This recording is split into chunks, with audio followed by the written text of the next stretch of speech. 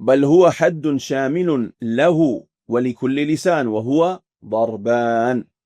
أحدهما حفظ الألفاظ الدالة لكل لسان وما يدل عليه لشيء منها، وذلك كقولنا طويل، قصير، عامل، عالم، جاهل. والثاني and the second thing والثاني في علم قوانين تلك الألفاظ. ومعنى القوانين أقاويل جامعة تنحصر في كل واحد منها أشياء كثيرة مما تشتمل عليه تلك الطريقة حتى يأتي على جميع الأشياء التي هي مصوغة للعلم بها أو على أكثرها. وابن سيدة هو أول من استعمل كلمات أو كلمة اللسانيات كما ورد في مقدمة المحكم. So he says language is not limited to Arabic alone, as in the knowledge of how to learn a language is not limited to Arabic alone, but rather it is a universal concept that applies to all languages. And this is something that, obviously when we come to many of our students at Anders Institute, for example, learning the Arabic language is the second language that they are learning. They know two languages now, or they know one language, which is their mother tongue, and the second language, which is learn the Arabic language. So they think that all of these rules and all of these ways and all of this, when it comes to the concepts of how to learn a language, they think is only for the Arabic language.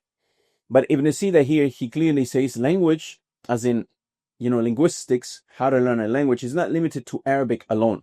Then he says, the first is the memorization of words and expressions that signify meaning in every language, such as tall, short, worker, scholar, ignorant. So this is the first step. Knowing these words, knowing what each of these words mean, what context you can put them in, etc. Then the second is knowledge of the laws that govern these words. These laws, qawaneen, are universal principles that encompass many expressions which within each rule. They enable a comprehensive understanding of how language is structured for the purpose of knowledge and expression. Tamam. So the second part is these rules.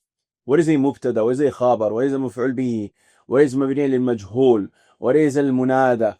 What is al munada al ghayr maqsuda wal maqsuda? And all of these different things that you then can take these words and use these rules so you can make sense of them. And of course, this might sound like a lot of theory right now. Bear with me before we go into the practicality, but it's important, as we said, for you to understand what are you doing before you even do it. Understand what it is before you even get into doing it. And then Ibn Sina was the first one to use the term linguistics as found in the introduction of his book Al-Muhkam. Now I need you to reflect on this. He said the language is of two parts. First is hifdhul alfaz, memorizing terms, memorizing nouns, memorizing vocabulary. You collect vocabulary, you build your word bank.